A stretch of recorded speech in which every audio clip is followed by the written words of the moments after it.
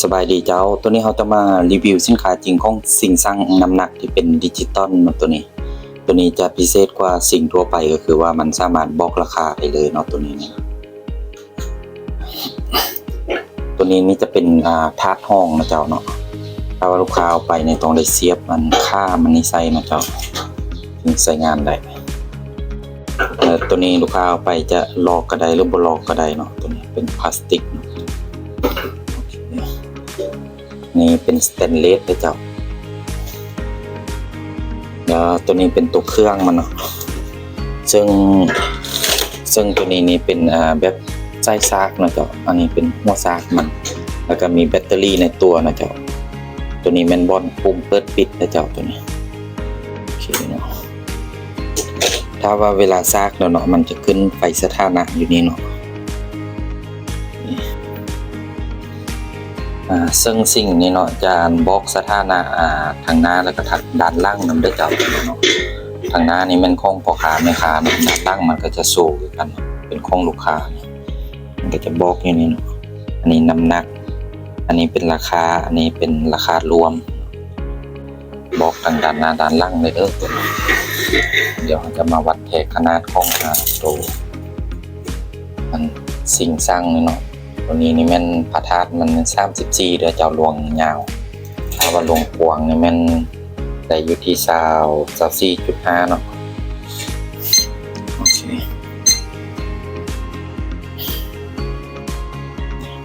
มันจะขึ้นเลข0เนาะแต่ถ้าว่าลูกค้าเปิดมาเนาะมันบ่ขึ้นเลข0เนาะเราก็สามารถกดปุ่ม0นี่ได้เนาะ0แปลว่า0มันจะกลับมาเป็นค่าเลข0นะถ้าว่ามันติดลบหรือว่ามันเป็นบวกไหมเพราะว่าเราสร้างเงินทั่วไปเนาะมันจะบล็อกแต่น้ำหนักเนาะตัวนี้คือบล็อกน้ำหนักเป็นกิโลเนาะจ้ะแล้วตัวนี้จะบล็อกเป็นหัวหน่วยเป็นราคาและตัวนี้ราคาทั้งหมดเนาะเจ้าตัวนี้เป็นสถานะแบตได้เจ้าแบตเตอรี่เนาะมี3ขีดเนาะตัวนี้นี่มันสามารถสั่งได้สูงสุดแม่น40กิโลนะเจ้าเนาะ40กิโลโอเคบัดนี้เราจะมาเบิ่งวิธีการนั้นให้มันบอกราคานั้นเนาะคือตัวอย่างคือมักเพชรนี่เนาะอันนี้มักเพชรเนาะโอเคมักเพชรนี่ได้ 0.4 กิโลเนาะตัวนี้เราจะมาเบิ่งวิธีการตั้งเนาะคืออัน M1 ฮอต M6 นี่เนาะเราสามารถใส่ตัวได้ก็ได้เนาะคือยกตัวอย่างคือเราสิใส่ราคาเราต้องมากดใส่ตัว C ก่อนเนาะเพื่อเคลียร์แล้วกดใส่เซฟนี่แล้วเลือกเอามะเขือนี่โลนึง30เนาะตัวอย่างโล30,000ใส่ M1 ใส่เมนูตัวที่1นี่เนาะโอเคอันนี้มันแสดงนะเนาะทึกอยู่ราคาทั้งหมดทึกอยู่13,000กีบเนาะตัวนี้ใส่ M1 เวลาถ้าว่าเราสิสร้างเนาะแต่ถ้าว่าเราคือว่าเราเคลียร์แล้วเราบดอันตัวนี้เนาะมันจะเป็นแบบสร้างธรรมดาแต่ถ้าว่าเอามากดใส่ M1 เนาะนี่มันจะบอกราคาเลยมักเพชรนี่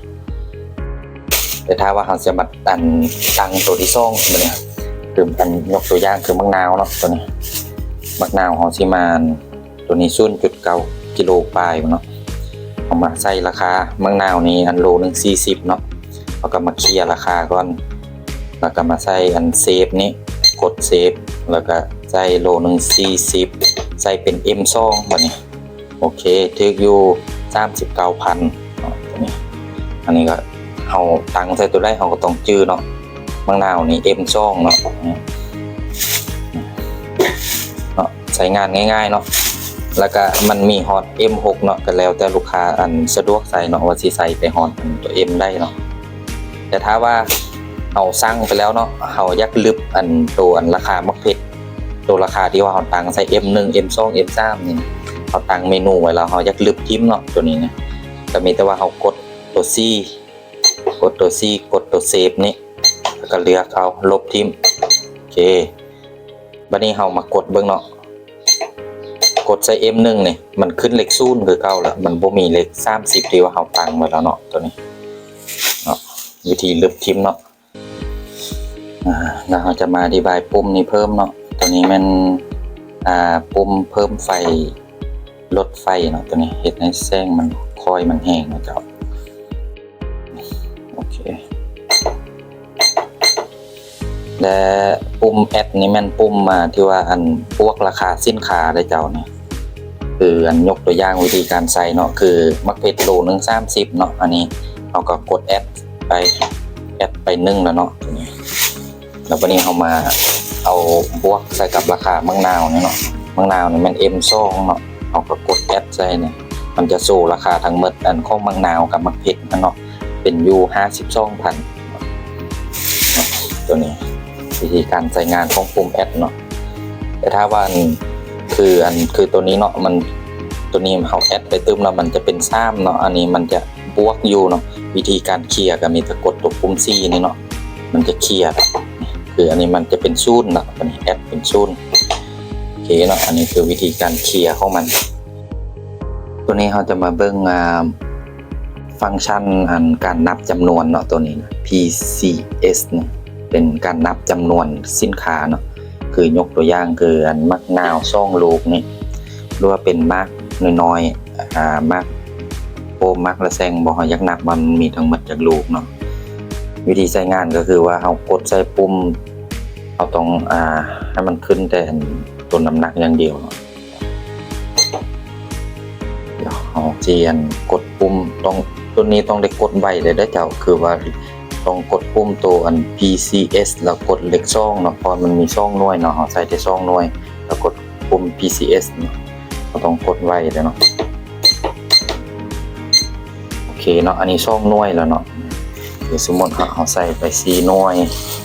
6หน่วยเนาะตัวนี้สงสัยมันน้อยเพราะฉะนั้นมันก็เลย